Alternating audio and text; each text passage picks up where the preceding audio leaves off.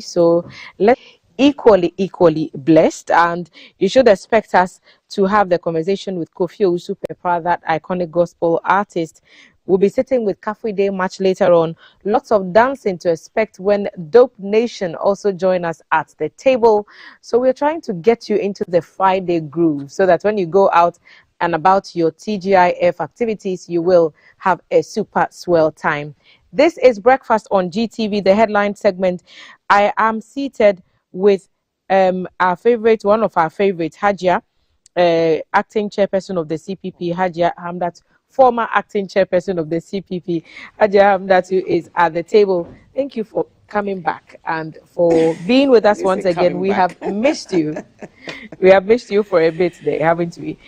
So yes, welcome back to the Thank table. you, Thelma. Thank you. A lot's been happening in the news arena. Lots of stories have broken since the last time you were with us. The papers are carrying quite a number of significant stories today, and I'll start with the Ghanaian Times, focusing on tension at the Sanitation Ministry. The paper says tension mounts at Sanitation Ministry as Chief Director flouts laid down rules for promotion. So the details of that story is on page 13 of the Ghanaian Times newspaper. Cecilia Dapa case, 2 granted bail, 2 million Ghana cedi bail, 5 remanded. SNIT to build more capital buffers to ensure sustainability. Photograph of the Director General, Dr. Ofori Tinkrang, with that. And NEIP disburses 10 million cedis to youth in agriculture. Photograph of the beneficiaries with the Adami checks there. The Daily Graphic newspaper talking about energy sufficiency and is dedicating the banner headline to that. Nuclear power inches home, installation site identified, vendor selection ongoing. Search reveals more cash in Cecilia Dapa's house. Daily Graphic reporting on page 13 with a photograph of the former Minister of Sanitation and Water Resources. So the brouhaha is still ongoing. Matter is in court as we speak. Constituency Watch is Shama, that's in the spotlight today. Untapped industrial port is what the paper describes that constituency. Krasi Central old mango tree with 3 different fruits. That is quite an interesting story, and I'm sure that you will want to get the details, page 28 of the Daily Graphic. The Finder newspaper talking about oil and gas. Ghana and Guyana discuss leveraging local content. Photograph of Mr. Gabri Ochre with that story.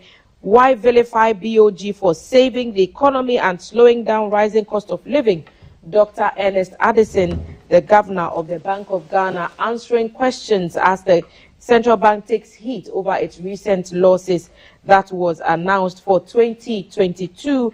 GTA unveils December in Ghana 2023. Ghana Tourism Authority rolling out the full red carpet of events that will take place in December. So if you're outside Ghana, you may be watching us across our social media platforms, Facebook, Instagram. You may be watching us on X, or you may be watching us on DSTV channel 278, thinking, where should I possibly go for Christmas this year? Come to Ghana is the short answer. And there's a host of activities that you can be a part of.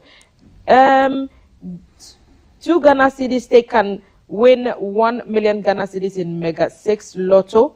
So a new game that's in town. Check out the details in the Finder newspaper. Hajia is at the table, and as we do every morning, I'll take your rant of the day, your thoughts of the day, and then we'll get into the details. Yes, Thelma, good morning, and a good morning to our cherished viewers out there. My rant, should I say it's a rant or it's a plea? I happened to be in Tamale last week when the Ministry of Communication and Digitalization, they are empowering young women in ICT. But I chance upon something that is happening in Tamale that I think is not just Tamale, but I think across the nation, that I think the security agencies should sort of support the youth who have stood up to fight against drug abuse. Most of the people arrested in Tamale are women. You can't believe it. Dealing in Tramo. Women? Yes, most of them are women. And Hajias, of course. So I would just like to plead with the security agencies. My brother Jamal Yaya, well done with your team. You are doing a man and woman's job in Tamale. Tell me, if you see some young girls and young boys in Tamale, you cry for this nation. Why? Because they are taking these hard drugs. People are making money out of this. Meanwhile, you are destroying the lives of people. There was one Hajia who was arrested. She has some young children in her house. So they asked her, will you give this to your child? And some even put it in energy drinks. Some people put it in sobolo and so on, and selling to the young ones, destroying the future of this country. So I think those young men who have taken it upon themselves to fight this canker should be applauded, not to be rather discouraged. Some people are saying you are infringing on people's rights. Are you the police to go and arrest? This is civil arrest, because people in the metropolis have realized that our children are being misled. If you go to a place like Ababo Market around 11 o'clock, you think it's a market. Young girls and boys, in the morning, they're in the forest. Why? What kind of money are we chasing? What kind of money are we chasing? So that's why I say I don't know whether it's a play or it's an errand this morning. And I would like to say a very good morning to the people of the Convention People's Party. You know, we are reorganizing, we are re-energizing to see how best we can give Ghanaians the best alternative, not just an alternative, but the best alternative. And that will come from the Convention People's Party. If you look at our track record of what we have done for this country before, within 9 years, under the regime of Nkrumah, 29 months or 27 under Liman, you can see that Ghanaians are losing out, or they are losing something very important, that is giving the opportunity to the Convention People's Party. So I want to say shout out to all our communicators across the country, especially the Northern region. We have a very strong communication team in my home region, that's Northern region. So that's my line. Thank you, Hajia, for bringing those issues to our attention. So the Tramor situation is not quite handled, and it's pretty bad in Tamale. We know that the authorities, they watch us all the time, and they will give us an idea. They are doing very well in collaboration with the Narcotics Control Board. Okay. They are doing very well, yeah. All right, let's start with a story that's on the front page of the Graphic and also on the Finder newspaper's front page, inner pages, about the case against the persons who allegedly stole monies from Madam Cecilia Dapaah. The Daily Graphic on page 13 talking about what happened in court yesterday. Hajia, since this matter broke out, I don't know if you've been here already for us to talk about it, but the investigation is ongoing. The Office of the Special Prosecutor has been very, very vocal about this. Page 13 of the Daily Graphic, in an investigation conducted at the residence of the former Minister of Sanitation and Water Resources, Cecilia Dapaah, by officers of the Office of the Special Prosecutor, has led to the retrieval of an additional $590,000 and 2.73 million Ghana cedis from the house at Abilimpe in Accra. The cash has since been seized by the OSP on the grounds that it was suspected to be tainted property. So it's a Daily Graphic account that I'm reading. The OSP has subsequently directed the freezing of the bank accounts of Ms. Dapaah, Prudential Bank and Societe Generale in an application filed yesterday, praying the Economic Division of the High Court in Accra to confirm the freezing order. The OSP stated that the move had become necessary to facilitate investigations into suspected corruption and corruption-related offences against the minister. And the application was filed under Section 38 of the Office of the Special Prosecutor Act 2017, Act 959, and is expected to be moved on Thursday, August 17 this year, which is next week, Thursday. So it gave some details about how the police prosecution arraigned the two house helps who were working in Madam Cecilia Dapaah's house to court for allegedly stealing money and items with millions of Ghana cedis from the couple's residence at Abilimpe. So there's a lot that's happening on the Cecilia Dapaah case. OSP is seeking to freeze her accounts, and even more money has been found. Yesterday, the OSP on its social media handles, it issued a press release and said it did not give any details. It didn't mention any amount. But it did not also deny the documents that were circulating around social media circles. What are your thoughts? No, I think, Talma, today I heard a news item saying that denying the story. So I think the Special Prosecutor's Office, I think, should handle this issue very well, because you are the special prosecutor. You went there. We're told he went with journalists. I don't know whether GTV was part of it. So we are just getting bits and bits of the happenings. So you can't even rely on a particular story. You look at the social media today is something else, tomorrow is another thing. Because I heard on the news, because people were saying that her account has been frozen, and they are saying no. But now you've read something from the graphic, and I don't want to doubt the graphic, quoting the section of the act that kind of give the special prosecutor the right to sort of seek for that in court. I think it's an ongoing story. The first comment I made on this particular thing was like, I was really a sad woman that day, because, whatever we say, I'm not saying Madam Cecilia Dapaah is guilty. No, I cannot pass that judgment until she's found guilty from the a court of competent jurisdiction. Because I heard, I don't know whether it's in some integrity, something. The PRO was saying that politicians, we should stay away from this particular case, because if we try to politicize and be talking too much, we might not give the special prosecutor, for a better want of a peaceful atmosphere to be able to get to the roots of this case. Whatever it is, I think since the matter is in court, there's an investigation. I think we commentators we cannot say we will not comment, but I think our comments should be in such a way that it will not prejudice the outcome of the investigation that the special prosecutor is doing, and then the ongoing case in court. That's what I can say for now. So it's a dicey situation. Yes. And the OSP obviously has the right to do all these investigations. Absolutely. And it's for the Ghanaian public to wait for the outcome of the yes, the ruling of the court. I think the noise around it is a bit confusing, because you read something today in the newspaper and then there's a news bulletin saying otherwise. So it kind of, even before the public or the court of public opinion can even give a fair opinion about it, it's a bit confusing. It's a bit confusing, because some people say there was no money there. Some said they got some money there. But the court of public opinion does not try cases. But it's at times it shapes an influence.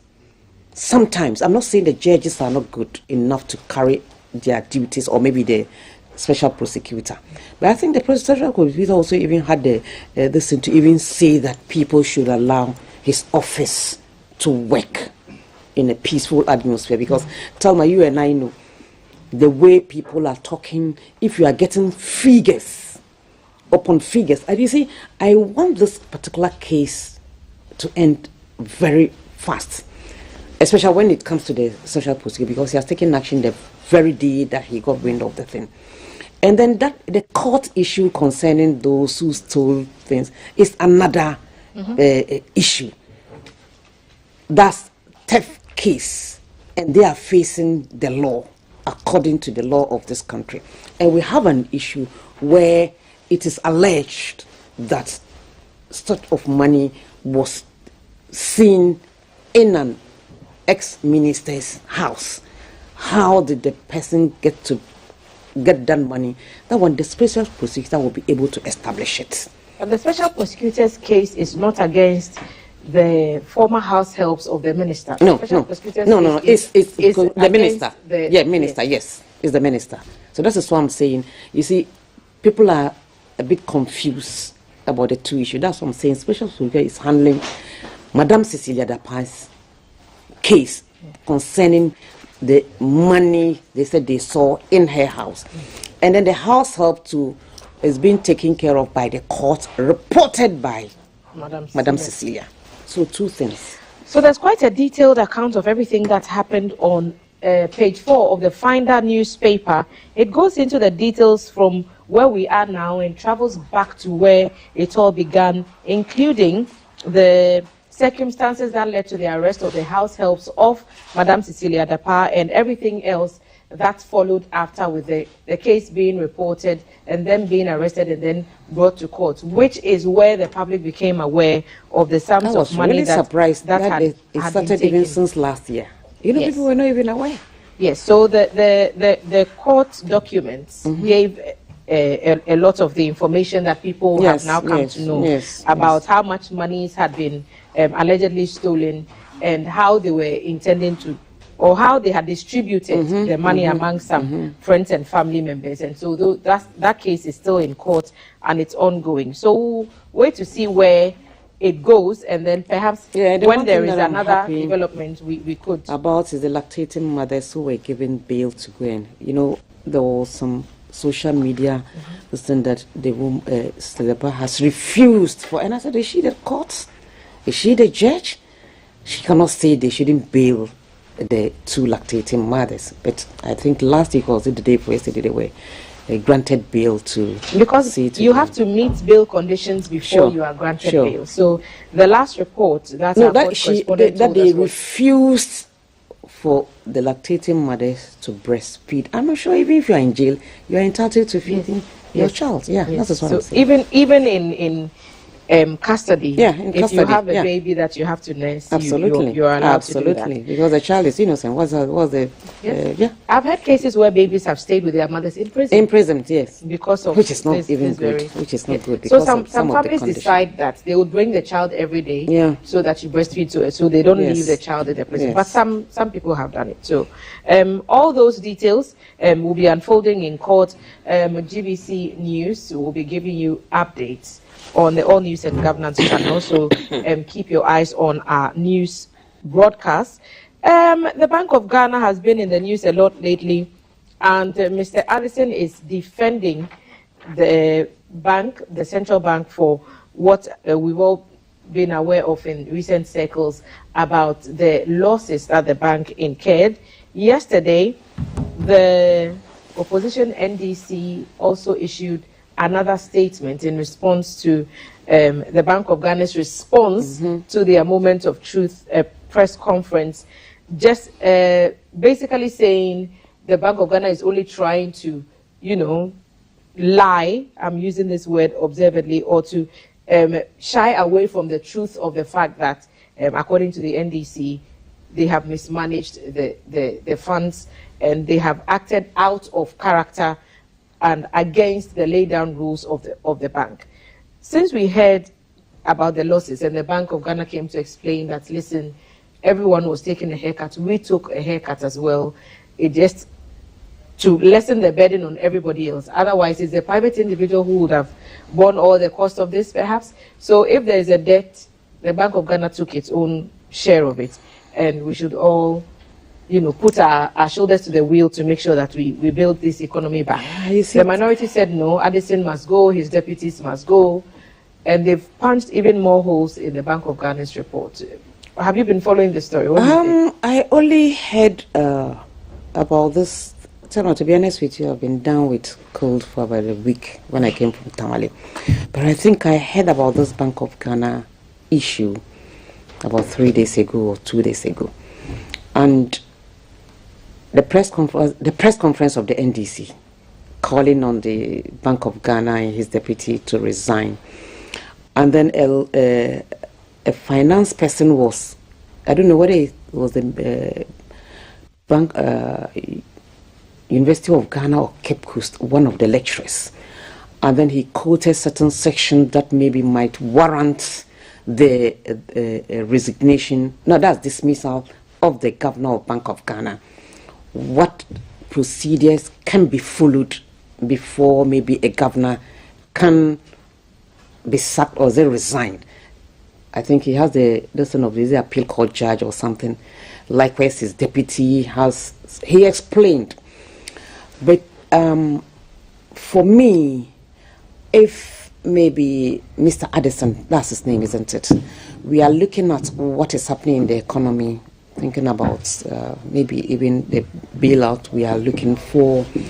And then if you look at the quantum of money per the auditor's reports, that isn't missing or something at the Bank of Ghana.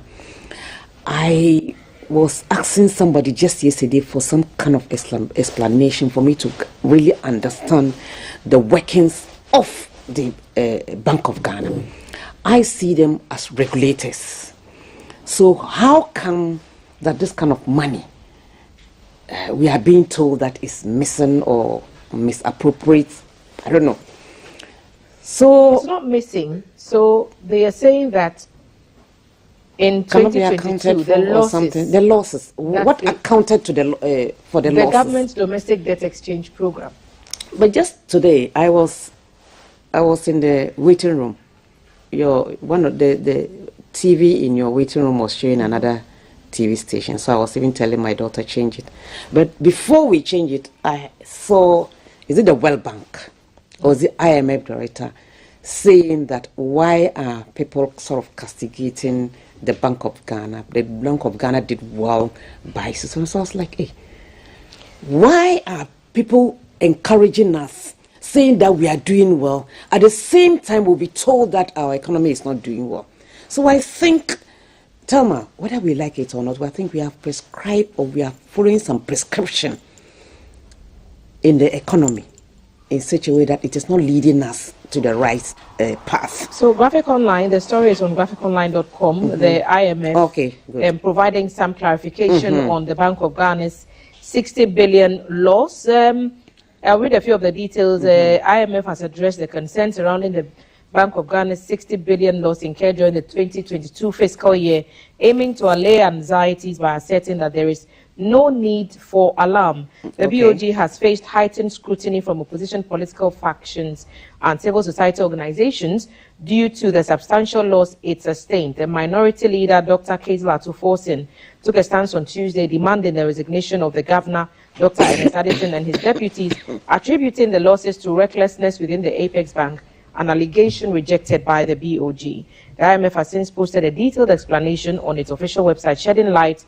on the BOG's participation in the Domestic Debt Exchange Program, DDEP, a critical facet of the government's strategy to re-establish macroeconomic stability and public debt sustainability. So it says that the BOG's involvement in the DDEP was intended to distribute the burden of the program among various entities, including government debt holders, financial institutions, banks, pension funds, and individuals. And the incurred loss, as per the IMF, has played a role in diminishing the BOG's net equity to a negative value. However, the IMF underscored that this occurrence does not hinder the BOG's ability to fulfill its policy mandate and execute measures to steer inflation gradually towards its 8% target. And IMF expressed confidence that the central bank's income is expected to be sufficient for covering operational costs related to the monetary policy. Subsequently, the IMF expects the BOG's net equity to witness significant improvement over time, eventually returning to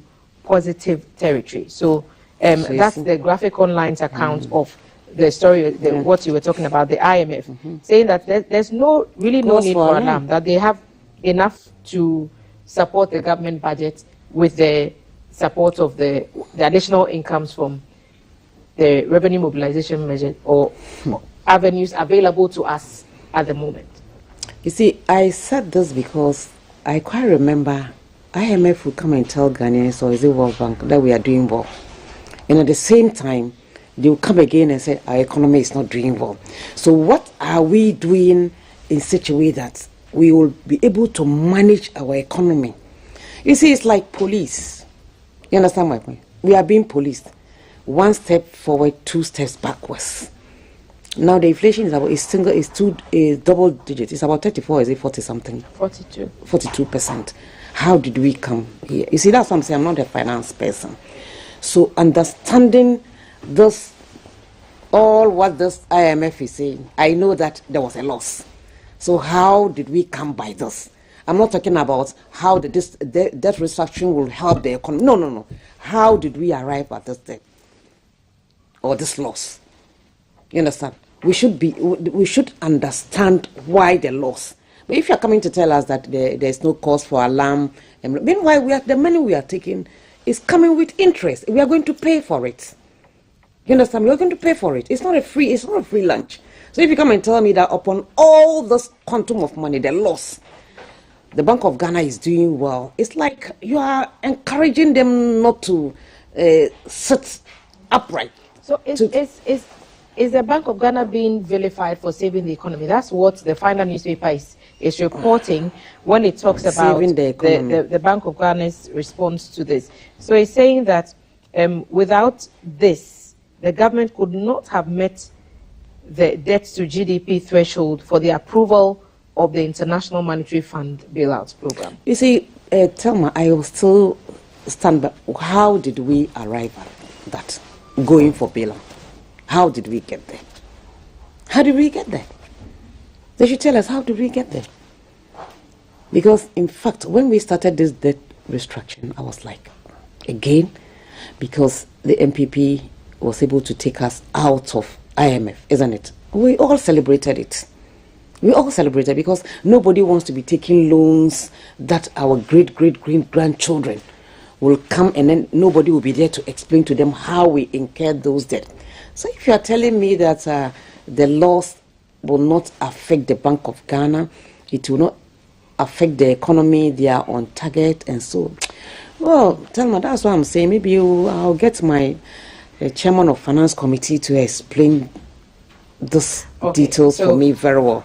Perhaps then the next time you're here, if the matter is still on the table, then we'll get into the details, because there's a lot to unpack from all the responses of the various actors, with the minority calling for Mr. Addison to resign, and now Mr. Addison coming to say, but the resignation will not solve the problem. What we did saved the country from crashing to its knees.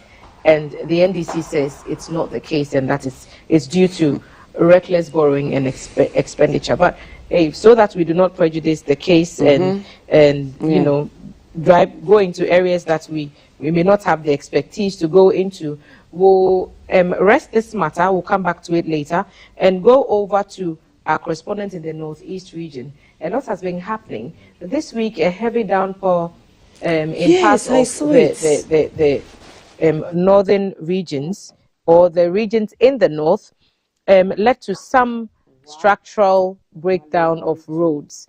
In Northeast region, that situation was not very pleasant, and our correspondent reported this situation to us during the week. Let's take a look at the situation, and then we'll be back to talk to our correspondent on what the latest is. Tangule-Gbanle, work is vigorously going on at the Tangule-Gbanle community here in the Northeast region. You see that this is the part of the road that was washed up yesterday from the torrential rainfall. A contractor has been called to come and then work on it, and that is why you see that some work is ongoing. The minister came here with his team, and with the Northeast Regional Minister, Zakari Yidana, was here with his team, with the NADMO people, you know, to ensure that the contractor worked on the road. They have told us that it's going to take not more than 2 weeks for them to be able to fix the road, for the people to continue their movement on this part of the road. I also had the opportunity to speak to the assembly member of the electoral area, Yidana Idrisu Bugzwa, who gave me the details of what happened after the torrential or heavy rains recorded here on that particular day. Actually, yesterday, this sad incident is as a result of a torrential rainfall that lasted for over 6 hours yesterday. And they said that our dam could not contain the quantum of water that was gushing into it, thereby spilling into the community. But I should say, fortunately for us, the bank of the dam got broken, and then the water had its way through to the river.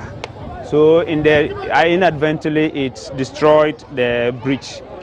And that brought a form of relief to us, because the quantum of water that was getting into the community and flooding the homes the pressure reduced. Actually, I must confess that I'm more than happy for the prompt response we have received from them. And we are with them in prayers, and we are ever ready to give them any form of support that they require us so that the work will go on smoothly. And so the sector minister, the deputy minister for roads and highways, Stephen Jalila, has also been speaking to us what is going to be the immediate plans or measures put in place to ensure that this road is motorable, that this road is put back in good shape for the people or commuters to be able to go on with their normal work. If you span your cameras, you see the devastation that the rain caused. So what we are doing to bring relief to the people of Northeast who ply this road is to create a temporal steel bridge that we call Bailey Bridge at the downside of the river, so that they can use while the contractors work on the main road. The people of Nalerigo traveling to Wale Wale and vice versa, they will have to, take alternative routes. People have decided to pass through the other side of the road to be able to cross. Other than that, they would get themselves hurt. The damage has been severe, and people have been cautioned not to come closer to the construction site or where the contractor is doing the work, so that they will have the space, they will have the opportunity to finish work in time for the people to continue their normal business. Many crops have also been washed away due to the rainfalls yesterday, and so some of the farmers would have to definitely find a different means, or maybe they will have to be waiting on government if there will be any support coming in. But for now, they will not be able to harvest or get enough food for the season, and so they are also calling on NADMO and other benevolent organizations to quickly organize themselves and come and support them for now. I am Peter Gengre reporting.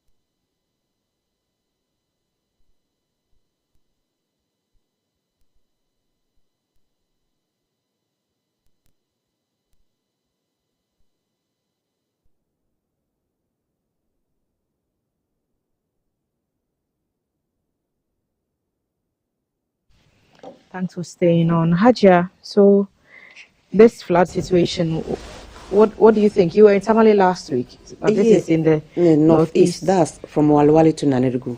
It's the major road that leads to Nalerigo. It's most unfortunate because, in Nalerigo like this, most people around the place uses Nalerigo Baptist Hospital. So maybe if there are people who are not well, going there will be a problem. But I like the enthusiasm in which the community are getting involved to make sure the place is fixed. As the assemblyman explained, that's a dam. It overflew and it has to break the bank. And then there's another river, you see. So I don't know whether maybe in future there could be some tunnel, even when that's the dam overflows, maybe to the water will be channeled through the tunnel into the river. I think that will help, because this is a sad situation, because that road, I've used it. That was, I think, 2 years ago when we attended the funeral of the General Secretary of the PNC, lost their mother. We were there. The road is very nice. So for it to be like this today, I saw it on social media. There's this white man who has become a Mamprosi. He speaks Mamprole like he's from there. I learned he's there doing his work. So he was on social media showing this. I saw it last night and I was like, wow, is this the Nalerigo Gambaga Road. I know the place, so the devastation is very serious. It's serious. It's serious. Our correspondent Peter is on the line to give us some details. Peter, thank you for making time. What's the progress of work? What latest information can you share with us this morning?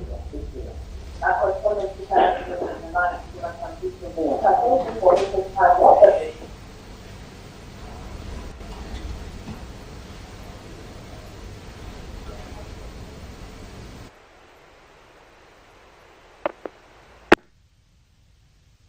Peter, are you still with us?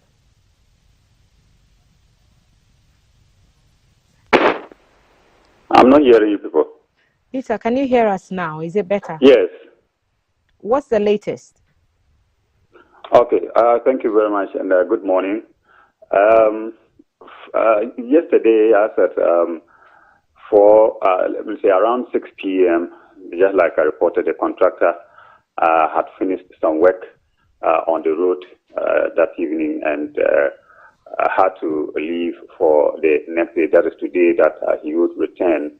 But the journey from Wale Wale to the particular place where this incident or this has happened is just about some 20 or 25 minutes drive or ride away from Wale Wale township before you enter Gambaga. Just like the dam that is situated there, the assembly member has already described how the dam broke due to the water, the excess water that it could not contain after the rains. And so the effect there, he was happy that it even happened that way, because if it didn't, the road did not cut for the water to pass, or the bridge did not divide so for the water to pass, it means that the water would have been entering the homes of those people around there, and that would have been devastating for the people over there. And so they are happy that the government has really responded quickly, and then they are working on the road. But if you are traveling from Wale Wale to Gambaga for now, it means that when you get there, you may have to spend about 15 to 20 minutes before you cross that place, because the community members have come out at the other side of the river to help carry the people along or across the road, the river. And so it is very difficult sometimes getting and crossing the place. We are hoping that it should not rain now, because should it rain today again or tomorrow within the week, people will not have the opportunity to cross, because the place, the water level there is very high. And so they may not be able to know which place is good for them to pass. The community members, though, they are there guiding them to cross the places, but it will not be good when it rains now. But the Mawums Construction Limited, they have also assured the people, and especially the regional minister yesterday, that they would also speed up work to ensure that within the 2 weeks period, at least 2 weeks, that they should be able to put up something, temporary measure like getting a steel bridge for the people to be able to move around, so that they can have an alternative or a permanent solution to the issue there. Because if the dam is not desilted and worked on again, they are never going to have this problem solved permanently. And so they will have to go and look at the dam and make sure that they get the right materials that will work on the dam again to ensure that it does not cut off again. That dam has been, it's been more than 20 years since it was constructed. And so that one was, they said that it was humanly, where they used the people around to come and do that dam. But since then, it has not had some major repairs work on it to be able to contain water anytime it rains heavy. And so they are hoping that they will come and work on the dam. Of course, farmlands, like I reported, many farmlands, many maize, early millets, they have all been destroyed. As for that, they have been destroyed. And it's not only in that community. When you are taking along the road, just coming to Wale Wale, some houses collapsed.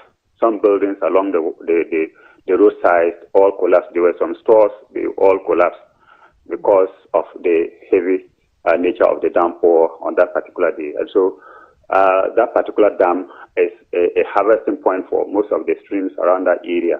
And that is why it got to a point that the dam could not contain the water. But the communities along the Tinguri, Banli areas were flooded. And if you are traveling there now, you realize you get to a point where the community members have come to dig on the road. They have even they came to dig on the road so that water can pass. That is what is happening in Northeast now.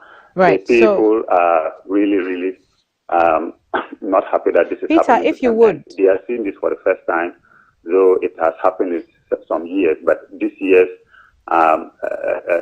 rain downpour has caused more havoc than it used to be. And so they are hoping that this road or the part of the dam that has been cut off, when the contractor finishes working on it, they'll find a permanent solution to... You're saying that some homes have collapsed, Peter. Has help arrived for those people who have been affected, whom I presume now have to find somewhere to seek shelter?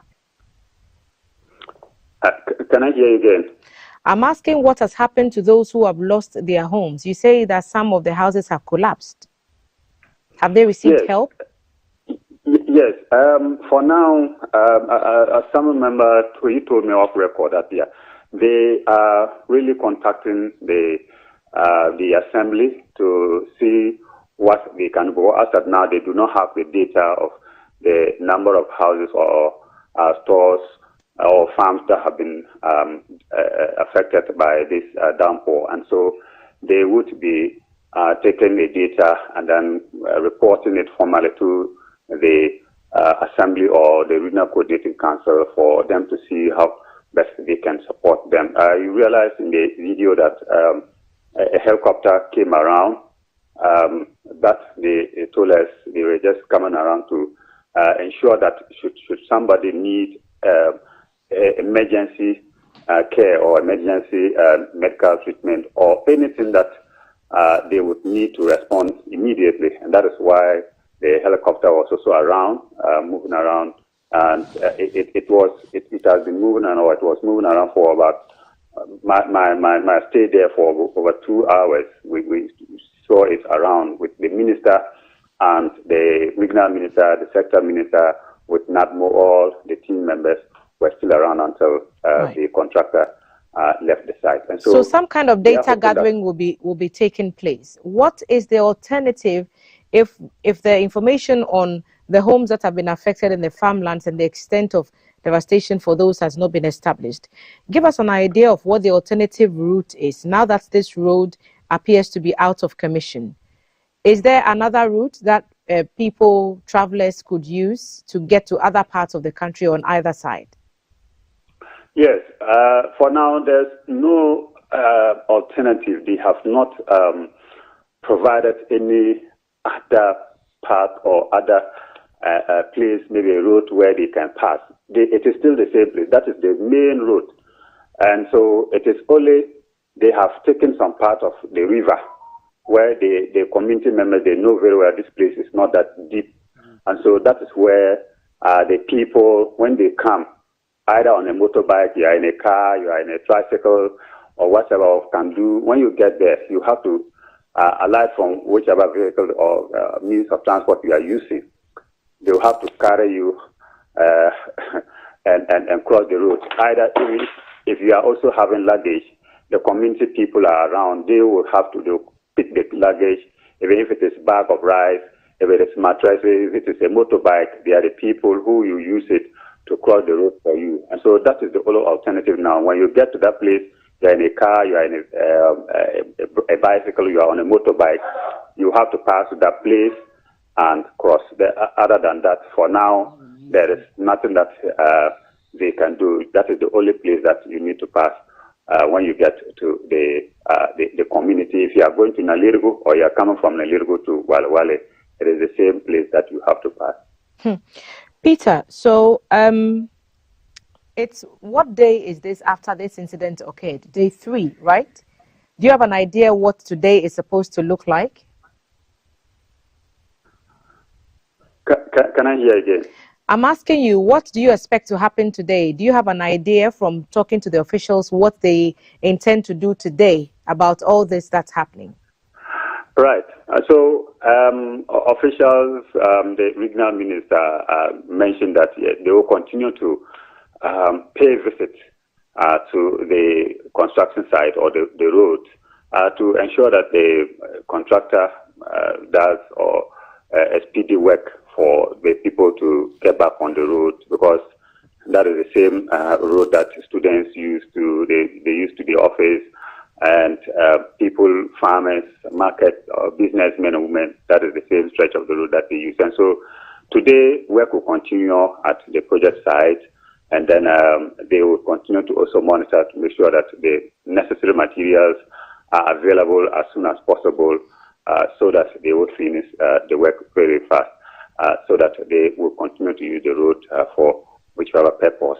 The minister has also asked the people to really stay away from water bodies at this time, because the rains have just started. You know, the whole year, I think this is the heaviest rain we have had so far, and this is the beginning of it, because remember previous years, we used to have rains like this, even up to September, October. Some of these rains are likely to be recorded, and so they have been asked to be alert, stay away from valleys or around the rivers, so that when it rains, we do not record cases like this. But for now, that is what Minister Yidana Zakaria had for the people: to stay alert, support the contractor to do their work, stay away from the construction site, and for them to finish the work as soon as possible for them. Peter, thank you for making time to give us these details this morning. We'll catch up with you later on in the day if there are any more updates to share. Peter Agengwe is our correspondent, telling us about the situation in the northeast region, where heavy rains have washed away a road linking the Waliwali township to Gambaga, effectively cutting that part of the country from the rest of the region. And Hajia, these are your people. They say farmlands have been destroyed. The possible effect on, food supply is yet to be determined. Homes have collapsed. There's no idea yet what the numbers would look like. I have an idea of where this is happening, and it's sad, because the community, most of them are farmers, and they've lost their homes and their farmlands. And their farms products, we have the early millet, as he rightly indicated. So all has been washed away. So I think going forward, that particular area, I think it needs a very strong bridge, a very strong one. When they were showing the whole thing, something was going through my mind. It took me back to our early days in Boga.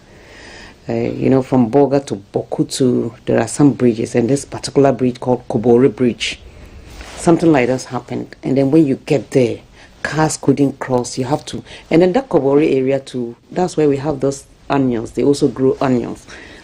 So when it happens like that, it washes all their farmland. So when they were talking, I was just recollecting what I saw. Even somebody would say fili. But now that particular place, because of the bridge that has been constructed, I can't remember the last time I heard something like that. If you're talking about dams, I was born and bred in Bogatanga. We have a particular dam in Boga. I can say now center of town, because McLean Dam is on the Stadium Road, it's on the left side. But I've never heard, upon all the rains, you hear flooding in Boga, but you will never hear that maybe McLean Dam has broken its bands, which means because of the way it was constructed, because it's in the middle of town now, you see. So it is the way maybe a particular dam they are talking about 20 years ago. This one was built before maybe some of us were born. So you can see, well, I think the authorities are there. Let's engage some expert knowledge. Let's find some expertise to speak to on this. We have a road and building consultant on our phone lines. Let's engage him with some of these concerns. Mr. Abdullahi Mahama, thank you for making time. Good morning to you. We just want to find out, is it the technology that failed us, or is it just the lack of maintenance, perhaps over the years, that have brought us to this point? Well, your line is very thin, but if I heard you clearly, I would say good morning to your viewers and Hajia in the studio. Assalamu alaikum. What is happening is not technology which has failed us. But before I just answer that question, just a Monday or so, China witnessed or received, experienced its worst rain in over 140 years. And in fact, I had to call my friends in China to find out what is the situation, because the flood that I witnessed, I've never seen that before in my entire life. And so what it means is that was the highest flood, and then it was accompanied with typhoon. Similarly, what is happening in Ghana or in the African continent is because of the global warming or climate change. So we are now going to be witnessing or experiencing rains beyond the normal. We would have maybe 1 in 100 years rain, 1 in 50 years rain. Rains that are supposed to come every 100 or 50 years will not be visiting us every now and then. So, and before I even go to that question, it means that people should respect the environment. People should respect nature, so that nature will also be merciful on us. The bridge, the dam that collapsed or that overflowed banks, ordinarily, even if you construct a new dam today, that is why at a point in time the Volta Lake, which is the Akosombo Dam, or even the Weja Dam, are mostly spilled when they go beyond their capacity. These ones may be the earth dams, not the highly concrete dams in the northern, because I know most of the dams in the northern region do not come in that shape. So when the water goes beyond its capacity, you expect some of these things to happen. And I'm just happy that, at least for the first time, a bit happy that we had the road collapsing, at least to save lives. And the road that, but if you look at the videos that I've watched on your set this morning, it's not that the road had failed or the culvert had failed. The culvert is at its location, just because possibly the underneath of the culvert was properly designed and constructed. What you witness is that the bank, the side of the culvert, the approaches of that's what we call approaches of the culvert, is where the water actually undermined. And because of the flood or the collapse of the dam, you expected a higher volume of water. And this will happen to any road across the world. And so, fortunately for what I saw, the culvert, however big it was actually situated at its location. But the approaches gave way. And this is expected in every construction, especially if you do not extend the approaches, securing the approaches for a longer distance. And that doesn't normally happen. When you are doing a culvert like this, you mostly ideally protect the edges like maybe 20, 50 meters maximum. And so this is just because of a force majeure or an act of God, nature, water going beyond the normal, collapsing a dam and overflowing its bank. So this is... so a reconstruction is necessary, but what time frames are we looking at, considering that communities have been cut off from each other?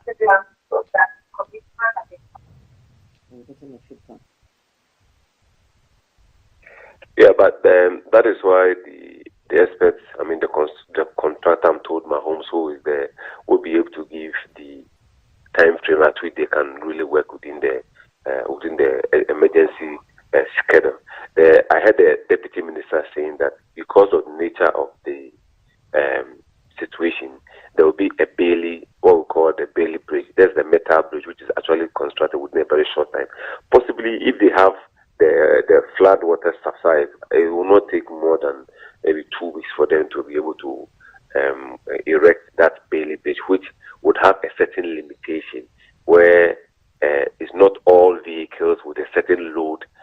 go across it. But that becomes an emergency relief. So in the event where that one is completed within the 2 weeks or 3 weeks maximum, the Ghana Highway Authority, who are experts in that, would have to put in a weighing scale that cars exceeding a certain limit will not go across that Bailey Bridge as they continue with the remedy of the existing road to be able to open that one to the traffic as well. Mr. Mahama, thank you for making time to explain these things to us this morning. Mr. Abdullahi Mahama is a road and building consultant, helping us understand some of the more technical parts of the disaster that has befallen some communities in the Northeast region, leading so a breakdown or the silt. We are being told that it's fairly normal. So the key point for me is global warming, climate change having its key effects on so many things that we will not have a control over. Yeah. So Mr. Mahama is saying respect the environment, respect nature, and once some kind of temporary bridge is put in place, we might need a weight limit so that certain cars beyond certain limits will not be put on there. Do you think those could work? Yeah, you see, he says those phrases that he said, respect the environment and nature. And nature. You see, it is a wake-up call to all of us because, Telma, people are building on waterways. And water is nature. You know, when the water is coming, it has no control. Nobody can stop the water from flowing. Here in Accra, I live in should I say Pokuase or Kwabenya? I always say that I have 2 documents. So depending on my mood, then I mention where I am. You will see buildings. When we got there earlier, you will see that water is coming from a particular direction. Now you can't see the water again. What has happened to that water?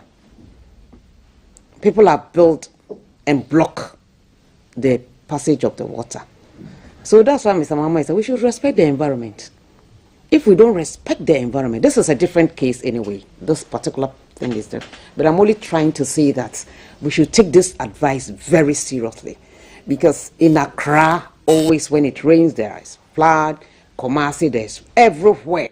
Why? Because places that are supposed to be like a stopgap for water were built on all those areas. So I think it's very important. My heart goes to the people of Walawali and Naregu because it will be difficult for them to move from Naregu to Walawali and then Walawali to Naregu. There are market days there. People go to sell their wares in order to make a living. Now for the 2 weeks, it's going to be difficult because if no cars can come from Walawali to Naregu, vice versa, it's going to be difficult. But right. I think it's a temporal thing, and then the people just have to endure, and then we'll see what can be done to relieve those pressures from them. Yeah. Right. So we'll take some of your messages now on our WhatsApp number 05555610034. These are your thoughts and not the thoughts of GBC. Haji Ajuma Mubarak is the first message from Alhaji Dawda Medina Estate to you. I wish Haji's political party's research department can find out why girls in Tamale are into drugs. Why are girls in Tamale into drugs? So girls everywhere into drugs is a problem. But he wants you to focus on why the Tamale situation is exceptional. Roads and bridges, okay, there's something happening that I can't quite get the full text on my screen. Someone is wishing himself a happy birthday. My congratulations to you. Good morning. I think Stila the Pastel needs to undergo a serious investigation going into what he believes. So it's a court issue. So I would want us to be very cautious about that. Congratulations to the graduates of the Engineering and Radio School here at GBC. Good luck with that. Okay. So, yes. That's what you're saying on our screen. But Haja, one of the stories that has also become very dominant in recent times is the fact that the situation in Niger is having some effects on what we are doing, on everything that's happening, especially with our onion supply in Ghana. Yesterday, at that extraordinary meeting of ECOWAS leaders, the war or no war debate appears to have risen again. ECOWAS says it is putting its troops in standby and is saying that they want constitutional order to be restored in Niger and they are willing to explore the mediation route. However, they are putting the troops on standby. What do you think? You see, Thelma, I've said it on this same seat before. What is happening in Niger is most unfortunate. But I think ECOWAS, as I see ECOWAS, I have a problem because, one, my very good uncle, you know me, I'm a Jagaban, is even yet to settle as a president. And then we gave him ECOWAS chairman. I'm not saying he's not competent, he cannot, but I think Alhaji Bola Tinubu has been rushed into that position. Why am I saying this? Because he's yet to constitute his cabinet. I've not heard who is his foreign minister. So if he's going to do something, he has to depend on his other sub-region leadership to help him pursue that agenda. But yesterday I saw one of our Islamic clergy, that's the former governor of Bank of Nigeria, Central Bank of Nigeria, who has made an effort to sort of meet the leadership of the junta. And I think he has made some inroads. He said he went there by himself. Nobody asked him to do that, but because the religious sect he belongs, they have majority in Niger, so he took it upon himself to go there. I don't believe in war. I think I believe in dialogue. Tell me, what am I saying? Why am I saying this? We are now going to war with our own people. With our own people. The Nigerians, they are our own people. They are in Africa. And for that matter, the sub-region. We have not finished discussing Burkina Faso, Guinea, and Mali, and then now Niger. Why don't we look at the causes of all those uprising or wars in those regions?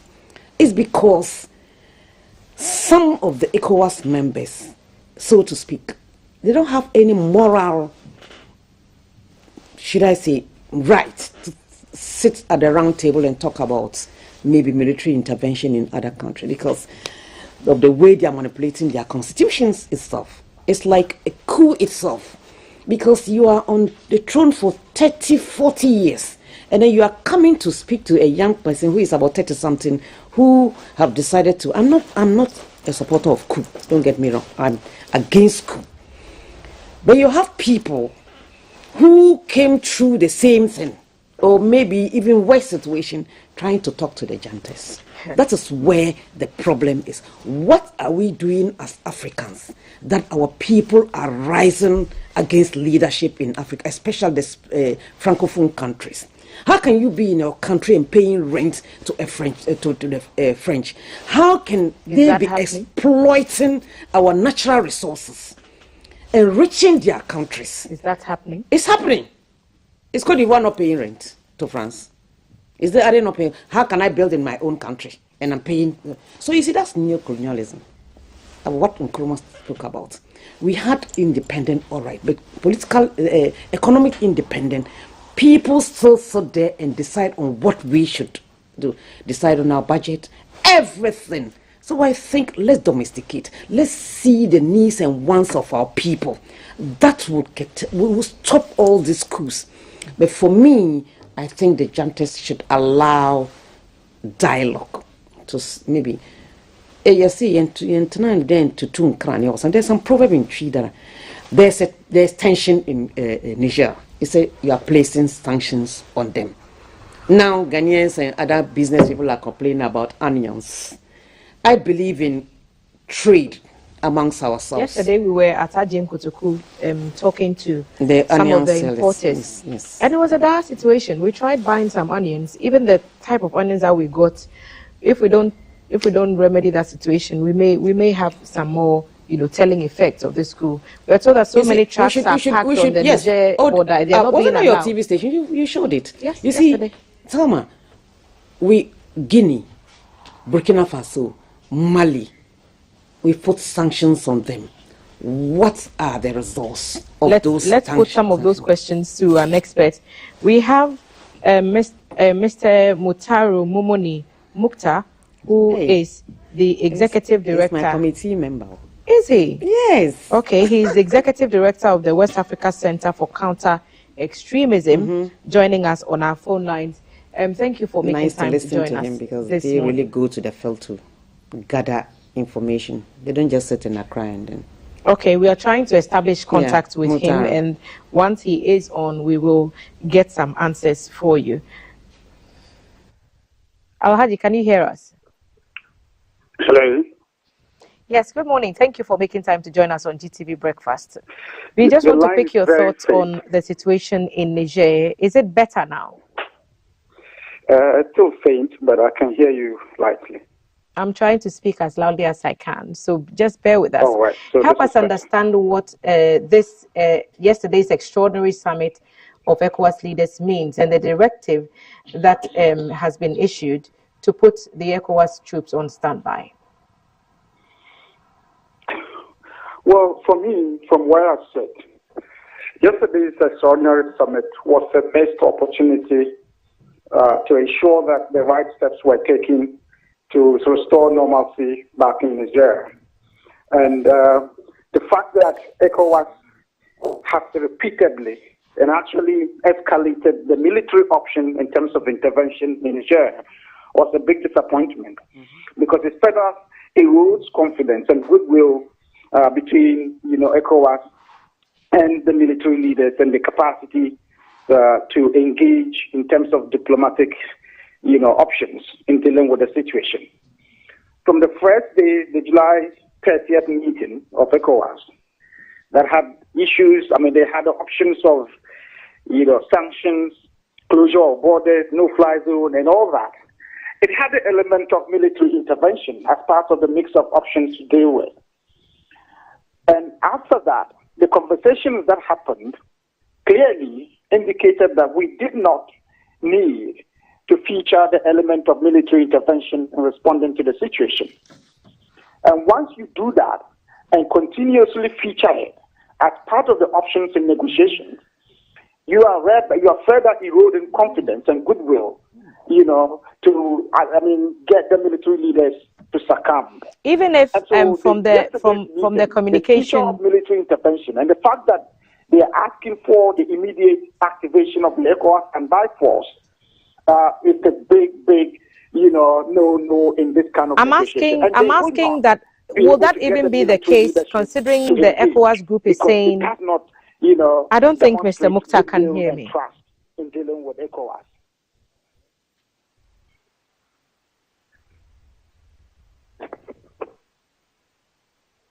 Hello?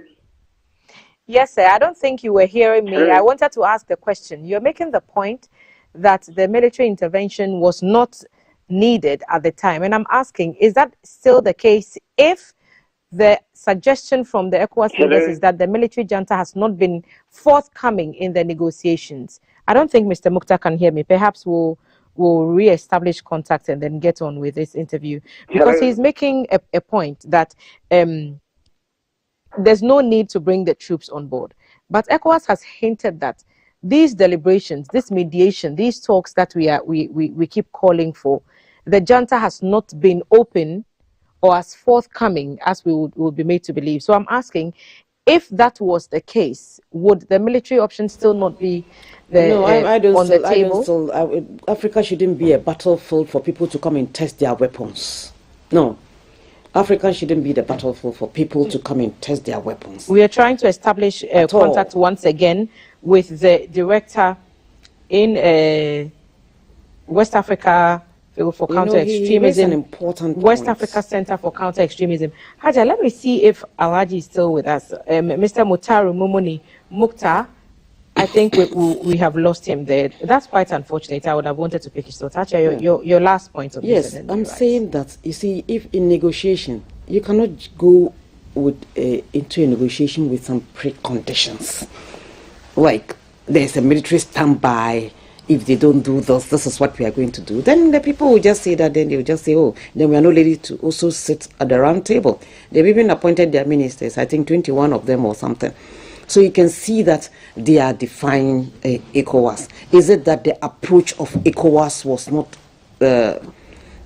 well thought of, or what? You understand? Because when they started by saying that they should hand over, gave them an ultimatum, and else we are coming with a military force, and I'm not sure Ghana will advise our president to release any soldiers to go and fight our own brothers and sisters in Niger. No, I think dialogue is very, very important. How did Sanusi Lamido was able to enter there and then speak to the junta? So we should use alternative means, you understand? We have people on the continent that might be able to enter Niger and even talk to them for them to understand, so that we'll look at the process of handing over, or maybe what was the former president or the prime minister doing that did not inure to the benefit of the larger community because the coup, look at how it was received. Look at how it was received. You understand? We are against coup d'etats. But I think African leaders should also look at the way they govern their country. Those 50 years, Ghana, we are blessed because we change, we've gone past those military eras that people will just come and use one radio station or TV station and make an announcement. Have we gone past? I think we have learned our lessons. We will change government through the ballot box, not through the barrel of a gun. No. Hajia, thank you for making time to sit with us this morning. Former acting chairperson of the CPP, Hajia Hamdatu Ibrahim, sharing her thoughts with us today on the headline segment. We'll see you again very, very soon. Inshallah. We'll see you very soon. Thank you. This has been the headline segment. We'll take a break.